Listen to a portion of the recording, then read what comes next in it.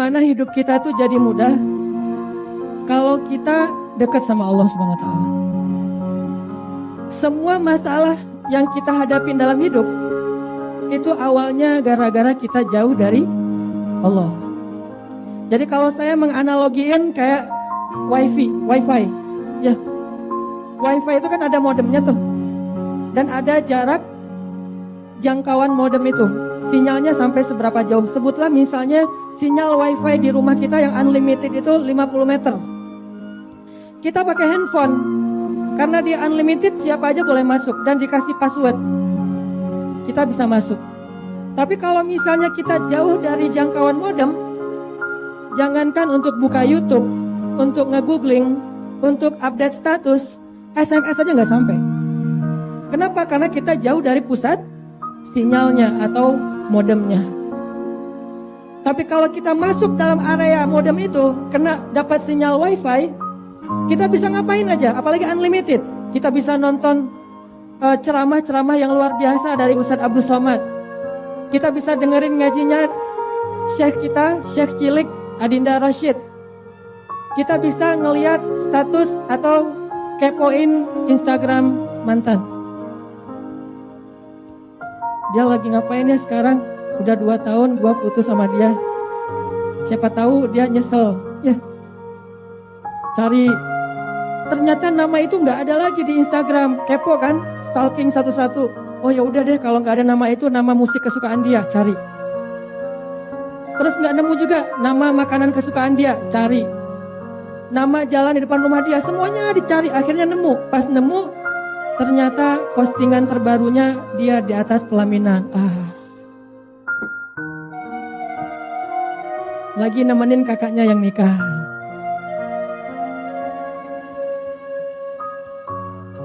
Oh, masih ada harapan. Artinya kalau misalnya kita dekat sama modemnya, sama pusat sinyalnya, kita bisa ngapa-ngapain aja, mudah. Akses kita ke dunia online tuh gampang banget. Tapi begitu kita jauh, keluar dari rumah sekitar 100 meter, terus kita disconnect, jangankan YouTube, WA aja nggak bisa nge-send. Kayak gitulah kita dengan Allah. Allah itu adalah pusatnya. Semuanya mengitari kebesaran Allah Subhanahu wa taala. Sama kayak kita tawaf. Makin jauh dari Ka'bah, itu putarannya tuh makin panjang. Makin jauh, makin panjang. Sehingga kalau misalnya kita tawafnya di luar Masjidil Haram, itu satu putaran bisa 1 jam keliling Masjidil Haram. Sedangkan orang lain udah selesai 7 putaran. Hidup kita kayak gitu banget. Makin kita jauh dari Allah, makin kita kepayahan, kesusahan, habis-habisan. Udah ikhtiar maksimal, hasilnya biasa-biasa aja. Kenapa? Kita muternya terlalu jauh dari Allah. Muter itu kan ikhtiar ya. Tawaf itu kan ikhtiar, cuman jaraknya kejauhan. Harusnya kita tawaf mah di sebelah Ka'bah. 10 menit selesai itu. Tawaf 1 putaran, 2 menit, 3 putaran, jadi 14 menit, maksimal 15 menit, beres. Dan gak capek sama sekali. Tanpa sengaja tiba-tiba bisa cium Hajar Aswad. Banyak bonusnya. Bisa megangin pintu Ka'bah, banyak bonusnya. Tapi kalau jauh itu kita akan santai, tapi gak sampai-sampai. Kalau dekat, kadang-kadang emang agak butuh sedikit usaha, tapi cepat. Hidup kita itu kayak gitu, teman-teman. Ada orang memilih, udahlah gak usah terlalu fanatik lah, santai aja. Allahu Akbar, Allahu Akbar. Baru juga azan. Allahu Akbar, Allahu Akbar. Iqamat. Imamnya pasti lama nih bacanya nih.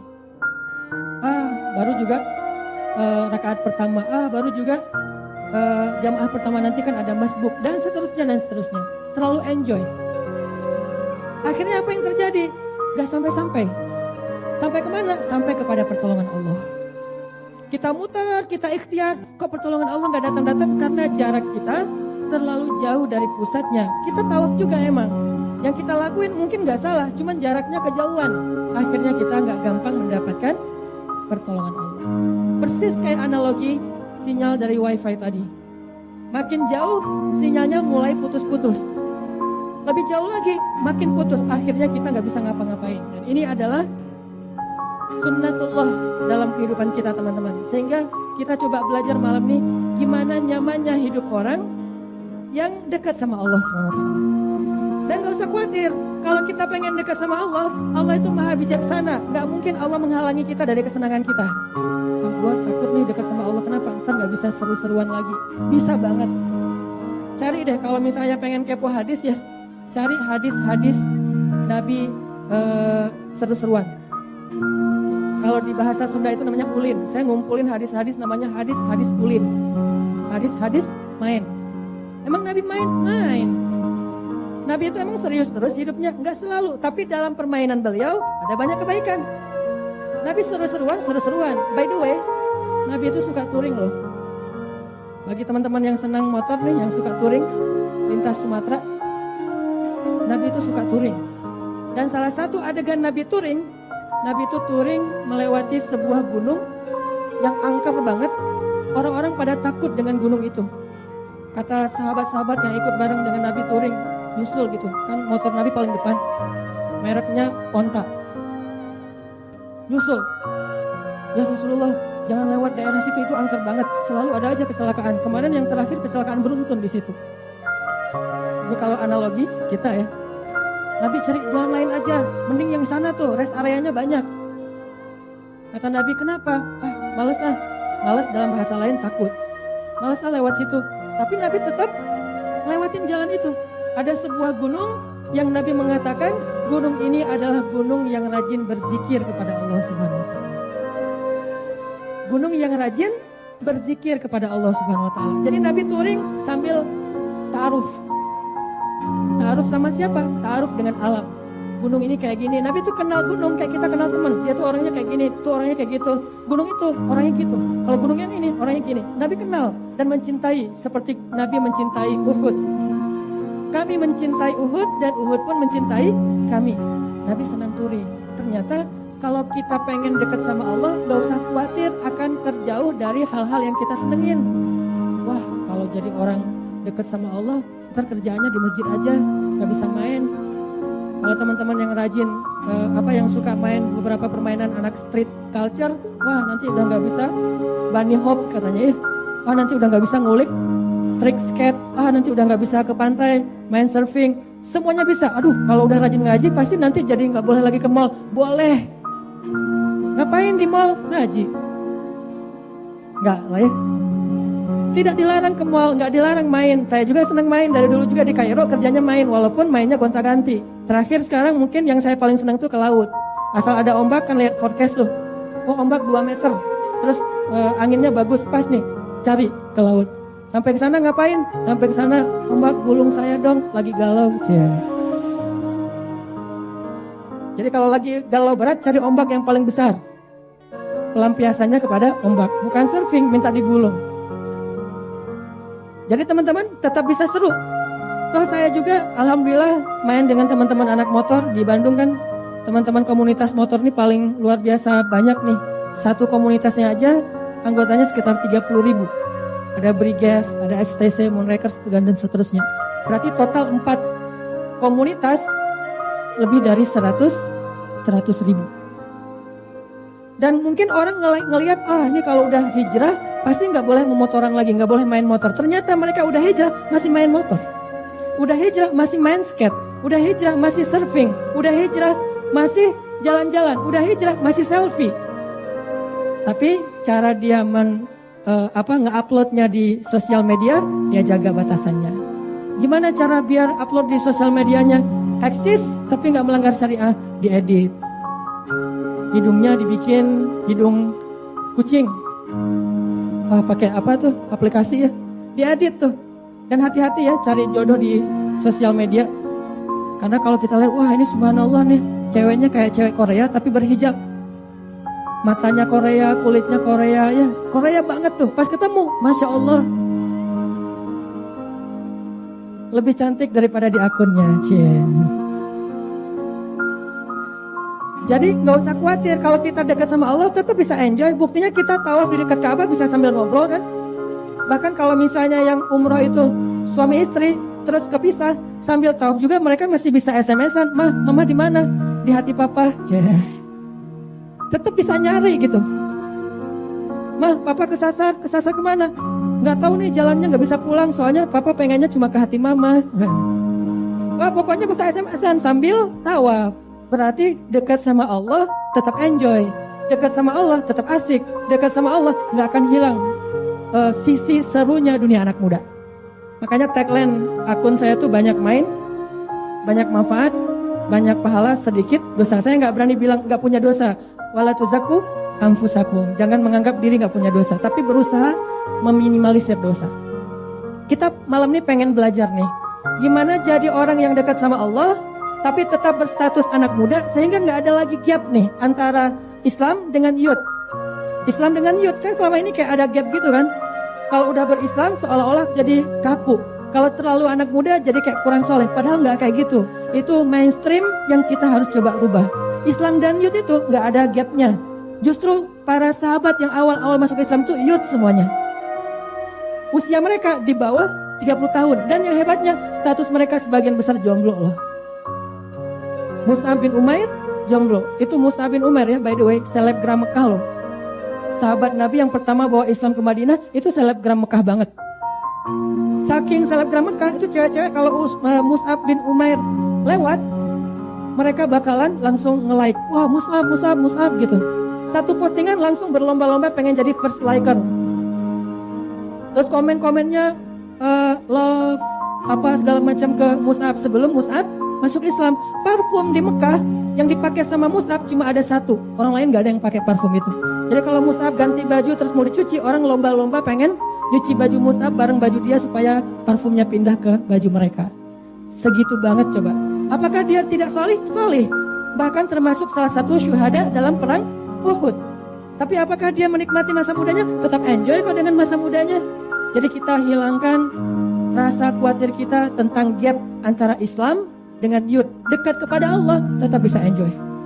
Dekat kepada Allah tetap bisa asik. Saya pernah waktu lagi kuliah di Mesir, sholat di salah satu mall, di basementnya gitu. Terus waktu itu sholat maghrib. Sholat maghrib, yang jadi imam anak muda, pakai kaos, pakai jeans, terus rambutnya agak-agak panjang gitu. Saya agak-agak suuzon. Wah, salah nih imamnya. Jangan-jangan ntar baca Al-Fatihah juga bolak-balik. Kan ada baca Al-Quran mundur atau nggak ada ujungnya. Qul ya ayyuhal kafirun kan yang paling sering itu nggak ada ujungnya. La abudu ma ta'budun, terus saya muter-muter di situ. Atau loncat dari surat apa ke surat apa.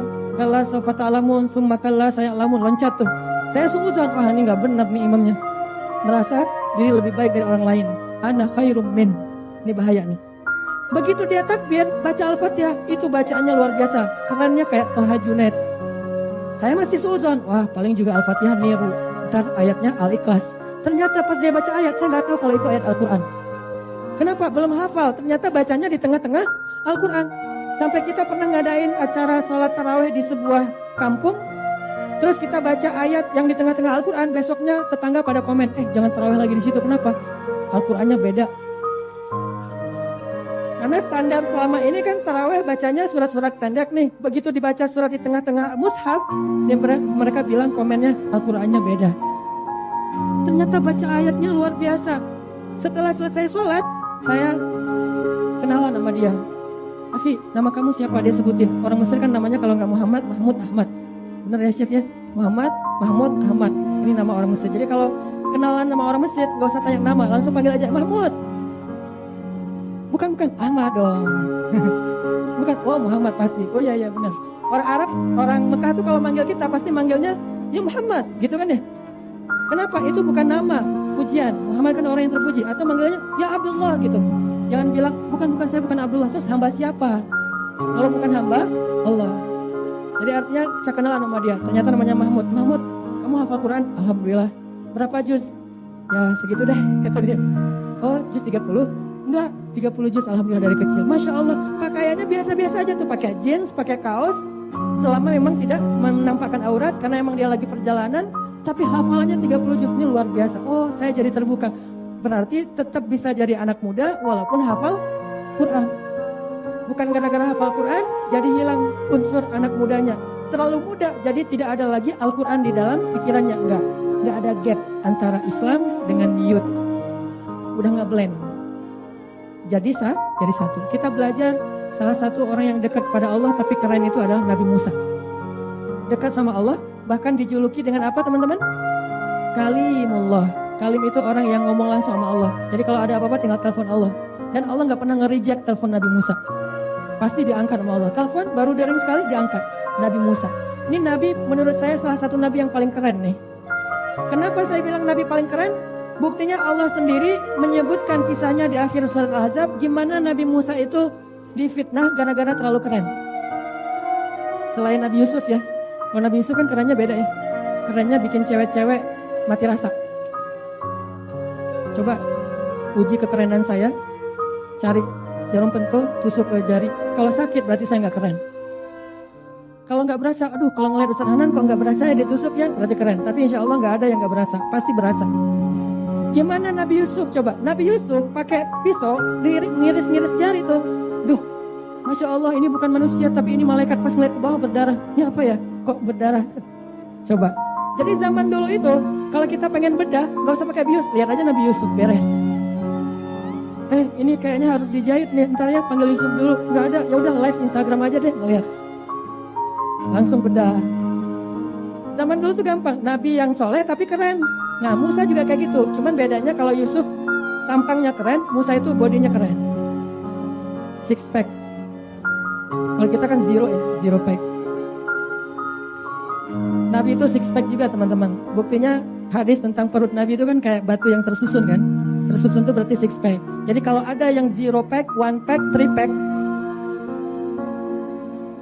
berarti dia tidak mengikuti sunnah Nabi. Jadi six pack, ini saya nahan nafas dari tadi. Jadi six pack itu adalah sunnah Nabi teman-teman. Jadi jangan cuma dilihat sunnah Nabi itu adalah hal-hal yang sifatnya ibadah. Tapi juga penampilan Nabi, six packnya Nabi, beraninya Nabi. Nabi pernah ngejar satu malam ada suara di luar kota Madinah. Para sahabat aja nunggu rame-rame baru datang ke sana, ke sumber suara. Nabi pergi sendiri nggak pakai baju coba, nggak sempat pakai baju udah langsung ngejar suara itu. Dan Nabi pernah ngerjain setan loh. Ada yang pernah ngerjain setan? Ada setan, kayaknya baru hijrah. Jadi belum pengalaman gitu mau godain orang lagi sholat. Nabi lagi sholat, si setan ini datang nih. Wah ini kayaknya ada yang lagi sholat, gua godain deh. Nggak tahu kalau itu Nabi, namanya juga baru hijrah. Wah ada yang lagi sholat, digodain sama dia. Begitu Nabi selesai sholat, dipegang tuh setan di wheel gitu sampai jadi bola, diikat di tiang masjid. Besok paginya anak-anak kecil nih datang, Nabi ini apa? Udah terserah kalian mau diapain. Main bola. Ternyata bola pertama itu adalah dalam sejarah Islam, tapi bolanya bukan dari karet, dari setan. Terus dilepasin sama Nabi, kata Nabi kalau bukan karena saya ingat doa saudara saya Sulaiman, akan saya biarin nih setan jadi bola yang dipakai tendang-tendangan sama anak-anak Madinah.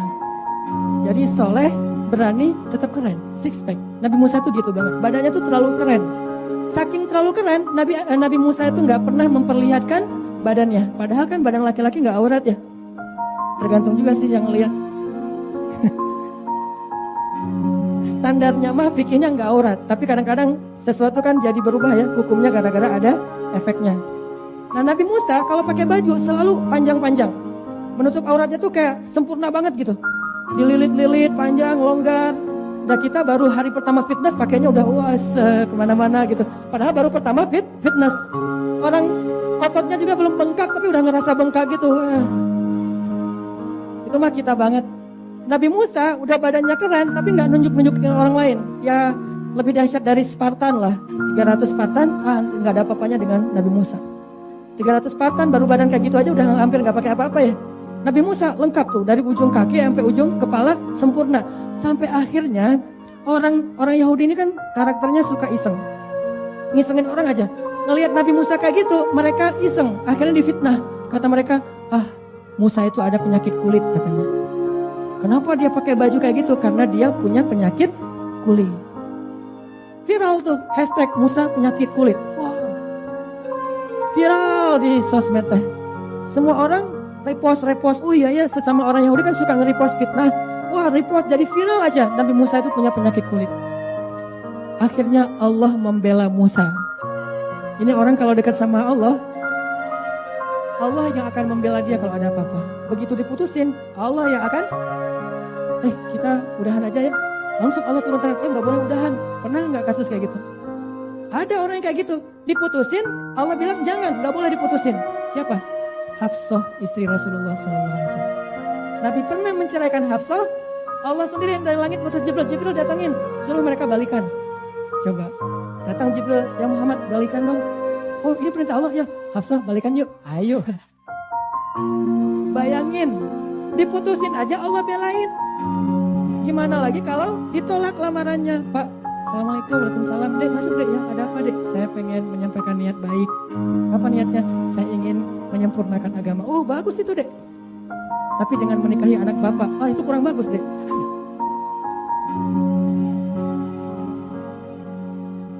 Ditolak, Allah yang bertindak. Coba, tiba-tiba malamnya dia mimpi yang datang kepada kamu itu adalah kebaikan segala macam dengan berbagai macam perumpamaan mimpi. Kan ilham kadang-kadang diberikan lewat mimpi. Kayak misalnya ada teman saya, salah satu guru saya juga di Mesir namanya Syekh Tariq Faris.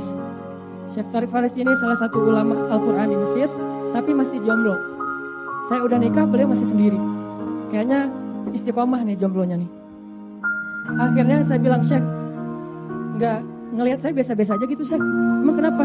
Lihat penampilan saya udah beda sekarang setelah nikah. Iya sih kamu udah agak-agak belagu gitu sejak kamu nikah gitu. Suka ngebully-bully para jomblo gitu kata dia. Ya udah deh cariin buat saya orang Indonesia yang lembut-lembut karena katanya orang Indonesia itu lembut. Amin. Saya cariin orang Betawi. Lagi kuliah di Mesir. Yang gini gimana Syekh? Ya udah ta'arufan ke rumah saya. Saya jadi mak comblang. Jadi pengalaman saya memak comblangin itu lumayan lah. Memak comblangin para ulama. Syekh hafiz Al-Quran dengan 10 qiraat, 10 riwayat. Akhirnya datang, ternyata sebelum ngelamar cewek ini yang dari Betawi, ibunya di Jakarta mimpi pada suatu malam. Mimpinya bahwa di depan rumah dia itu ada seekor angsa putih, gemuk, gede, bagus, sehat, dan masuk ke rumahnya. Cuman rumahnya ke pagar, dibuka akhirnya masuklah angsa itu. Perumpamaannya apa? Besoknya dia dapat telepon, mah aku dilamar sama orang Mesir. Hafal Quran, 10 riwayat, namanya Syekh Tariq Faris. Oh ini takbir dari mimpi mama semalam. Allah yang membela. Diputusin, Allah bilang balikan, balikan. Ditolak, Allah bilang ini yang paling baik, akhirnya diterima. Allah yang bertindak. Kalau nggak Allah, Rasul yang bertindak. Kayak cerita siapa? Simbol ikon jomblonya para sahabat siapa? Julaibib ya. Yang ngelamar cewek nggak ada yang terima. Nggak usah. Belum ngomong apa-apa udah ditolak gitu. Enggak, gue bukan mau ngomong bab itu. Pokoknya udah tahu, nggak usah deh, nggak usah. Kita mah nggak jadian. Oh ya udah, datang lagi ke rumahnya. Tok, assalamualaikum, waalaikumsalam. Siapa itu Julaibib? Nggak nerima. Udah. Jadi semuanya pada tutup pintu. Jangankan orang merdeka, orang yang budak aja nggak mau jadi istri Julaibib. Saking saking sederhananya Julaibib. Saking pas-pasannya Julaibib. Akhirnya Julaibib sedih, galau gitu. Datang ke masjid duduk. Kenapa ya hidup saya gini-gini amat, kata Julaibib. Nabi itu kan orangnya pengertian. Melihat Julaibib gitu langsung disamperin sama Nabi. Duduk sebelah Julaibib. Kenapa? Kata Nabi, ini Rasul, saya itu kan ngelamar cewek. Udah gak tahu berapa jumlahnya tapi gak ada yang terima, ditolak semua. Udah deh, kayaknya saya tahu diri juga sih Rasul. Siapa juga yang mau jadi istri saya? Orang saya kayak gini-gini aja. Penampilan biasa, harta gak punya, sekolah gak lulus. Ya udah deh Rasul, saya terima. Tapi saya boleh tanya sesuatu gak Rasul? Kata Rasul, apa? Kalau saya nggak bisa nikah di dunia, kira-kira saya bisa nikah nggak di surga? Rasul tersenyum. Lebih udah nggak usah gitu-gitu amat, kata Rasul. Kamu bakalan punya istri yang solehah, yang cantik, yang pintar, anak kepala suku di dunia dan di akhirat.